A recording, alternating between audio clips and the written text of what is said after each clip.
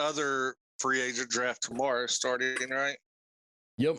Auction league. So, but man, all right. So I decided. Sorry, I just decided. He went with it because he's okay with this. But I am under a lot of stress right now, and we're still recording this podcast because this is like a de-stressor for me. But I'm starting to get a little aggravated in my leagues, so I got to talk about it because if I keep it all bundled in, it's not good for you, as my therapist says. You just got to let it out. And so, Dynasty is my therapy as well, except for when people piss me off. So today we are going to bitch and moan and complain about all of our Dynasty and fantasy football pet peeves. We are also going to compliment the things that happen in a league that we're like, you know what? I really enjoy XYZ. I love when this happens. It makes me feel good. We're not going to talk about when you fleece somebody or trape, as we say on here, copyright, second and short. That's our word. But we're not gonna talk about like when you get one over on somebody. So let's go ahead and let's just we're gonna go back and forth. I'll say one, you say one. Then I'll say a positive, you say a positive. Then I'll say another negative, and you say another negative. All right, that works. Let's go ahead. Should we at least introduce ourselves? Yeah, let's go ahead and do that. So welcome on to the Second and Short podcast. This is the Cheap Seats Dynasty and Fantasy Football podcast form. I am Tyler Lauder, your main host here, joined with Jason Teasley, our Dynasty expert from the coast. And now, even though this is going to be kind of like a pros and cons of leagues, there's still going to be educational things in here that we think we can provide to you guys that can kind of, you know what, I also don't like this in my league. How can I change it? And let's find ways to, adapt to this. So the first thing I'm going to talk about is when somebody is wanting a player from you, right? Let's talk about trades. And my biggest pet peeve, and I just want to not talk to this person ever again, is when somebody says, hey, give me Mike Evans, but I only want to give you a third round pick, 310 in the rookie draft. And I go, no, he's worth more than that. Well, yeah, but he's old and his quarterback's old. And how can he actually be that good for that long? And the wide receiver group is so crowded and everything. And then I go, hold up, wait. If you want Mike Evans, why'd you just dog on him 4 times? Why are you trying to shit on the guy I'm sending you and then, shine up your shit you're sending me? Like, doesn't make any sense to me. Don't dog on the person you're wanting to get from me just so that way you can send me lower value. It annoys me in fantasy football like crazy. Yeah, I mean, I understand there's conversation. Yes. But when it's like a vast difference in opinions, and then when you ask why they're like, well, what makes you offer something so low? And then they start just totally shitting on it. Then why do you want them? Exactly.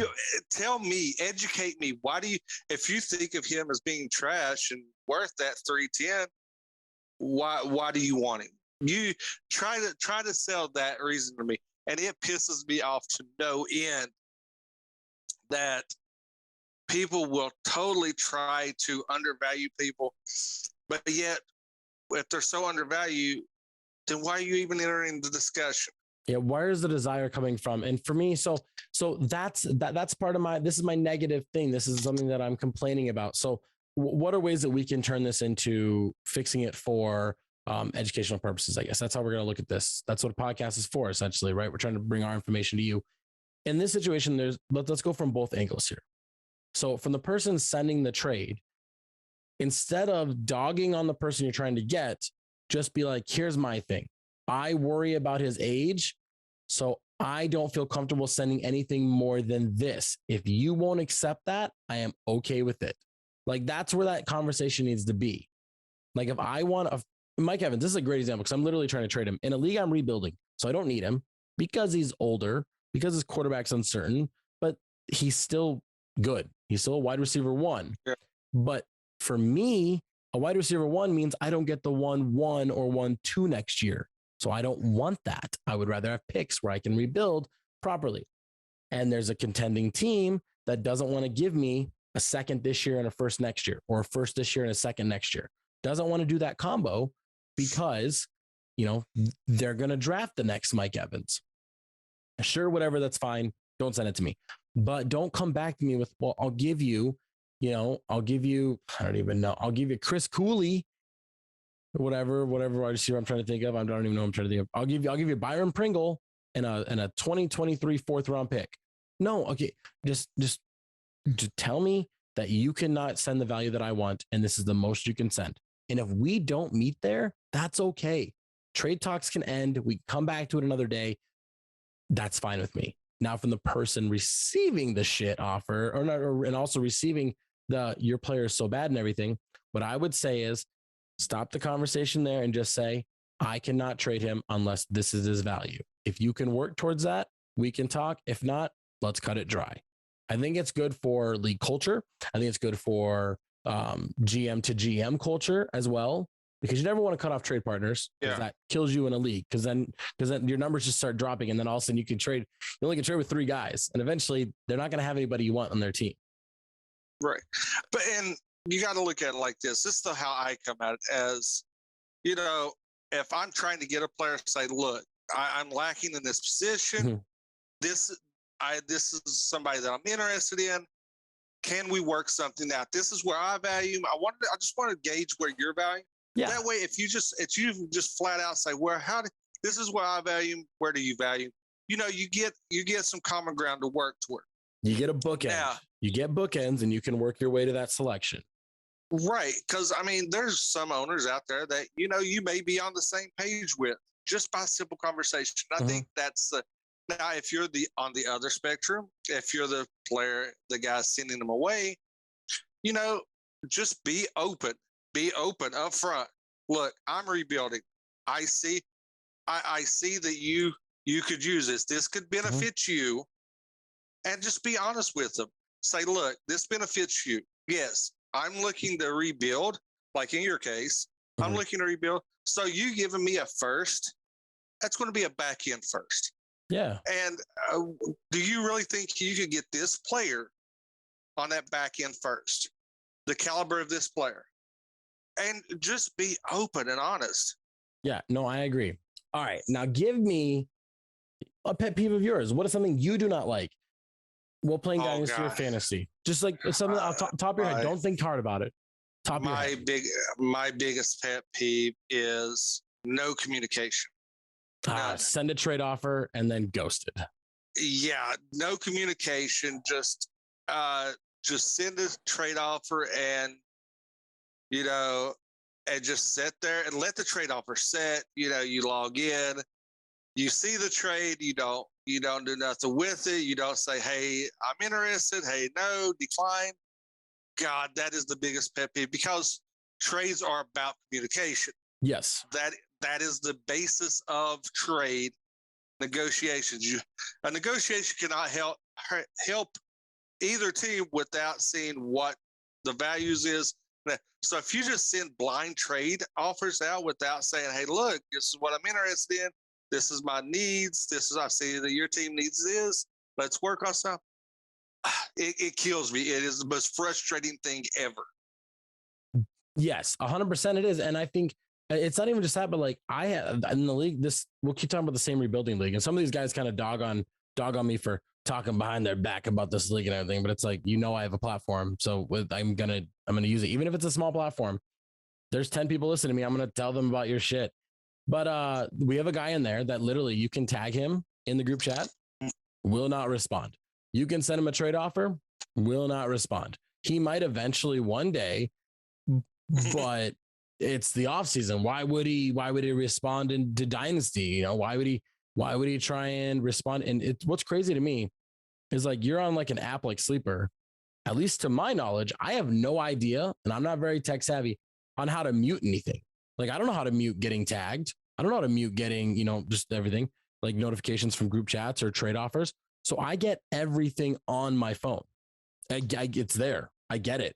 It pops. It's a little football helmet logo at the top of my. So do these guys just let that sit there, or do they see it and go, nah, and push it aside? And it's like, if you're doing that, what are you doing? Like, just respond to it. Just say, no, fuck off. Just tell me to fuck off. That's better than leaving it blank. Or better yet, join a redraft league instead of a dynasty league. Yeah. And I think, and now this is obviously like people are going to probably say like, oh, you're nitpicking here and everything. But I think the whole point of like a dynasty league is it's year-round competition. It's year-round communication. It's year-round activity. Now, if you're in a basic league, then I get there are going to be dead periods.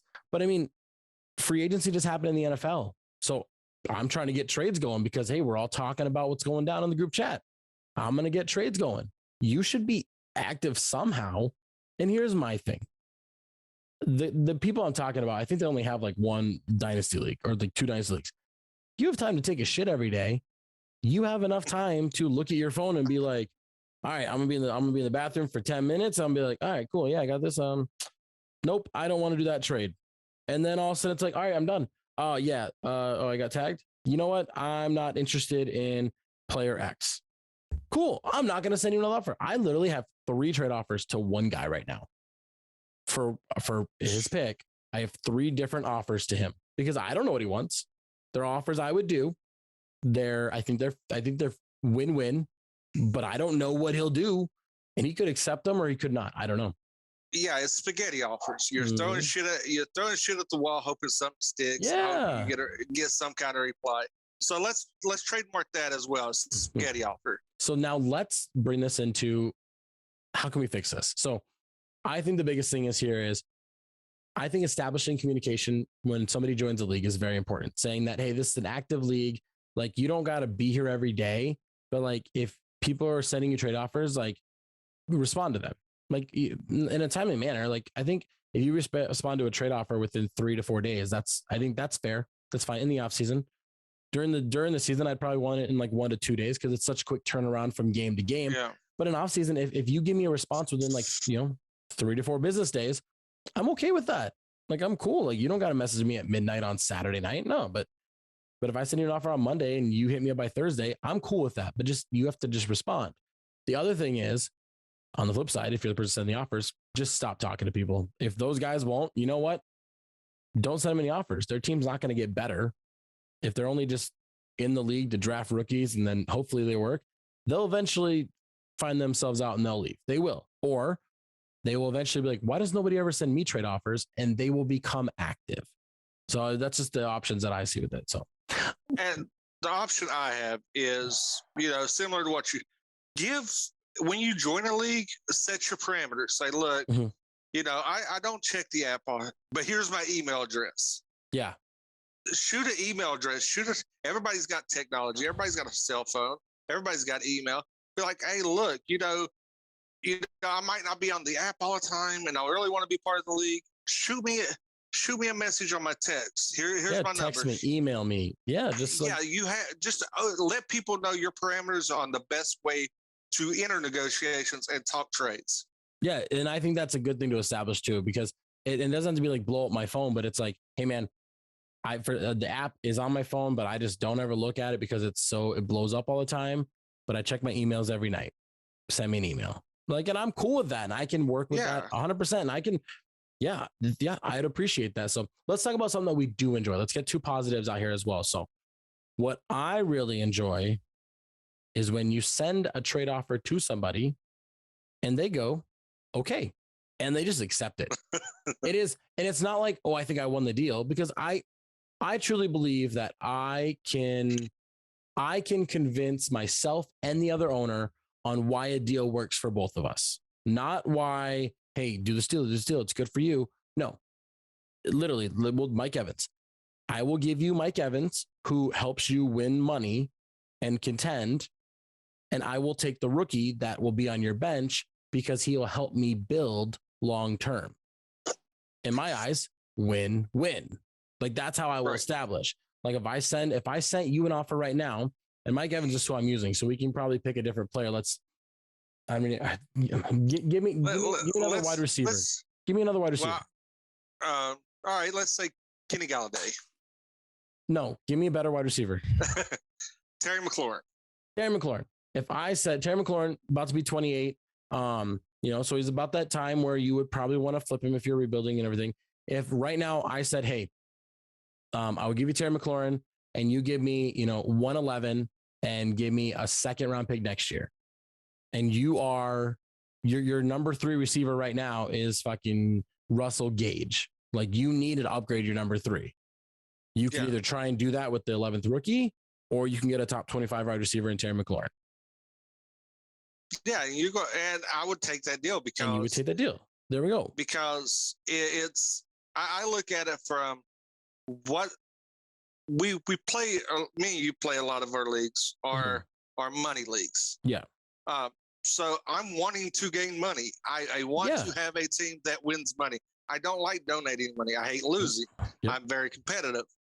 So I'm going to look what sets me up the best to cash in and win money. Once you win a league one time, and I know some people will be like, well, yeah, but if you do that and then like you win and then your team's bad after that.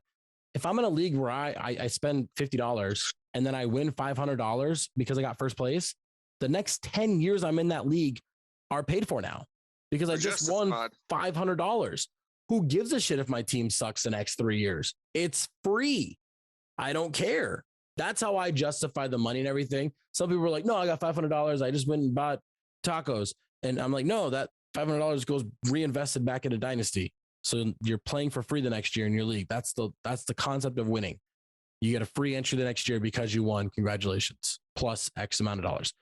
So yeah, in that deal, you get a chance to compete for a championship and win. Even if you don't win, you get second place. You're still taking home money. And then I get a rookie that can help me out, even though it's points over replacement. So like you would be replacing Russell Gage with Terry McLaurin. Well, I guess, and also that rookie that you draft to 111. But now instead of having to pick between who has the best matchup and everything, you insert Terry McLaurin. He's your wide receiver 3 for the whole year. You start him. You're good to go. For me, I can play pick and choose because I don't have a good team. And it works. Tell me about, I guess, is it still a pet peeve if it's good? Tell me something that like you really like. Like what's positive? What gives you a thumbs up?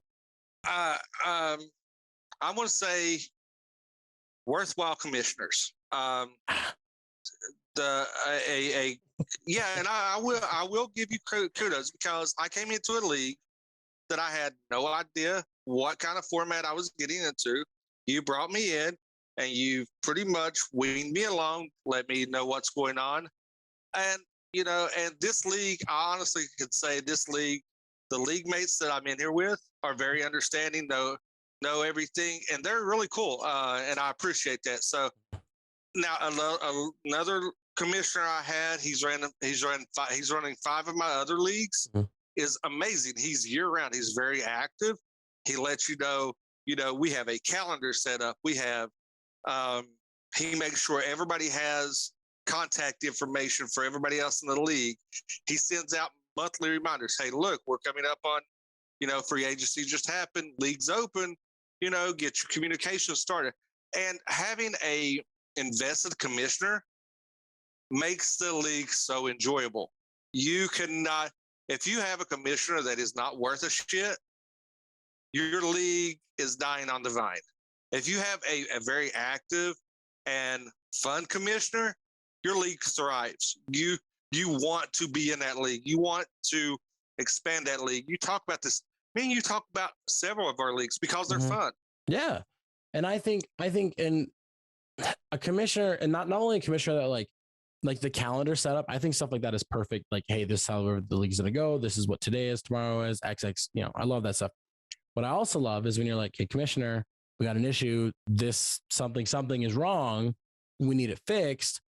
It's not necessarily like they can dictate and just get it done. Or it's like, hey, polls up right now. I'm tagging everybody. Get in here. Let's fix this. Right. I love commissioners that when you bring a problem to them, they will try and solve it. And it's not even that they solve it that day, but it's like, I know they're working on it. Like, hey, we're supposed to trim our rosters down to 20. This guy's got 22 and this guy's got 23. Like, hey, can you just like get on that and everything so we can get this fair and everything? And the commissioner's like, yeah. And then they give a deadline for those guys. I love that. In reverse, as a commissioner, I love, it's going to be like a bonus love. I love when somebody, it's so hard for me to like in our league that at 16 team, it's a salary cap league, contracts, franchise tag, RFA, auctions, everything. It's insane. I miss things. I miss things all the time where like somebody has a player on their team and their contract is wrong or something. I love when a league mate tells me as a commissioner, hey, this is wrong. Just letting you know and giving a heads up. I love when other people are looking out because I think that's good league culture. And it doesn't put everything on my plate, but they trust me like, hey, I'm going to tell you this information because I know you're going to fix it. And I like that communication as well. I love that in a league. And it's not like, hey, what the fuck? Why does this guy get to do this and everything? Like, it's like, no, just ask me a question, bring me information. I'm going to do my best to solve it and fix it.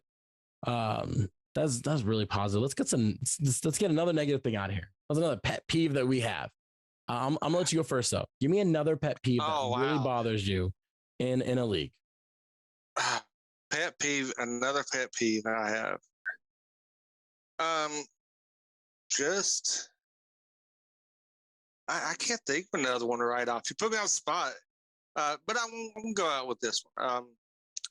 The pet peeve that I currently have is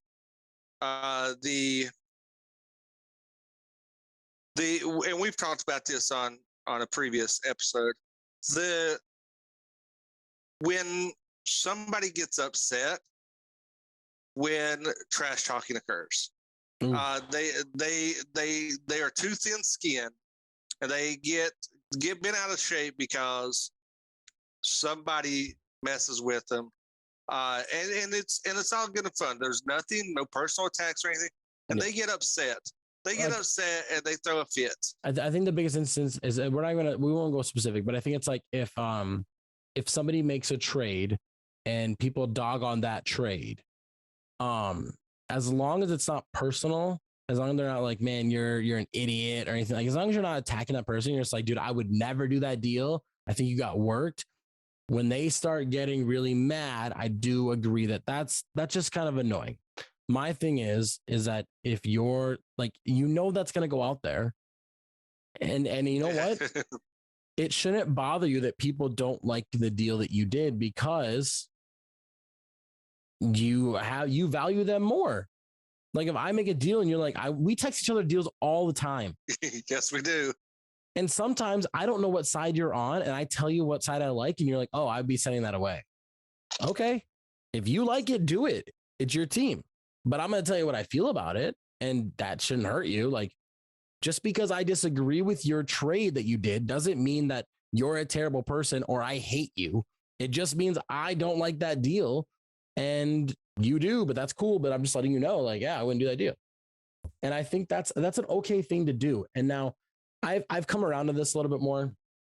As long as you're not attacking the person or tagging them or like being personal, I think it's okay to talk about league news. That's what that is. When Christian Kirk signed a massive contract to Jacksonville, some GMs called other GMs and were like, what the is going on over here? Why did they do that? They're going to talk about it. And we are GMs of our dynasty leagues. We're going to talk about league news. And that's got to be okay. And I look at it like this, and we'll put this in a fantasy perspective. Do you pay my league fees? No. So why dictate what I do as my team? Yes, it's my money. Let me do what I want with it. And it's your money. Why do you care what I say about it? Yeah, but like I said, I mean, getting feedback from your league mates is also a positive because you know what that does? That opens up trade talks because you're like, oh, really? You want to done that? Well, what would you have done? That gets you somebody talking. That opens up communication. So down the line, if you need to make a trade, be like, I want to revisit this. You said I was. So what would you do for this player? That gives you an avenue, get into a trade talk with a person. That's why I think that communication is so vital. Because if you get offended by something I say to you about a trade, am I going to trade with you? No. That limits a trade partner for you and me. So I think that a positive hazing and razzing and just busting each other balls is acceptable. Don't take it too personal. Don't be a little thick-skinned because at some point you're going to have to make trades. But you don't want to burn bridges. I'm comfortable if somebody sends me a bad offer. I tell people to fuck off. I don't even care. Like I'm going to talk to you again. I'm going to tell you, no, fuck off, get out of here. Now the other turn side of that is that if you do that and you see a league mate have a really negative reaction to that and it gets bad, then I think you need to know your league where it's like, all right, this guy sent a bad trade. I'm not going to post it in the group chat, but we're going to message each other. You know what I mean? And you're going to tell me like, dude, this deal was terrible. That's okay. But I think you need to establish like, you know what? Anytime Jason makes a trade and I want to dog on and everything, he's okay if I do that. He doesn't care. Yeah. But, whatever, Teasley doesn't like it. So now I got to adjust in that situation. I can't do it in the front. I think it's okay to adjust. I do think, yes, guys, a little tougher skin and everything, let it roll off your shoulders. It's your money. You're doing whatever you want with it. Who cares? You did the deal because you thought it was good for you. Who cares if somebody thinks you got fleeced? They didn't get fleeced and you don't think you got fleeced anyway. So last thing here, we'll talk about pet peeves. Pet peeves. You know what? It's crazy. I feel like I'm actually like pretty good. Because we kind of touched on it. It was like, I don't like gang mentality in group chats. Like if you and I have an issue, I don't like when like 4 other people like jump on your side and start dogging on me. It's like, get out of here. Or I wouldn't want 4 people jumping on my side and dogging on you. It's between us.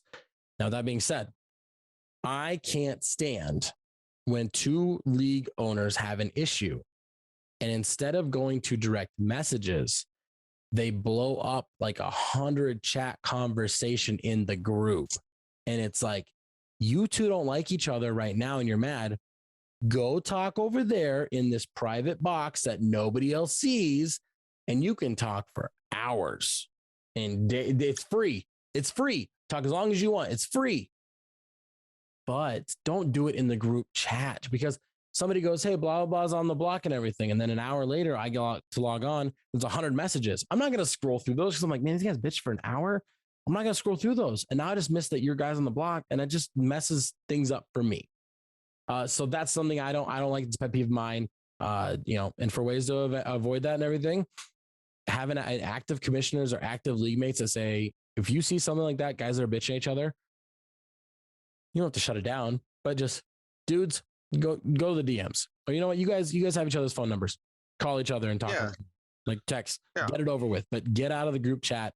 This is a chat for all of us to enjoy, not for you guys to destroy. And it rhymes, so it's true.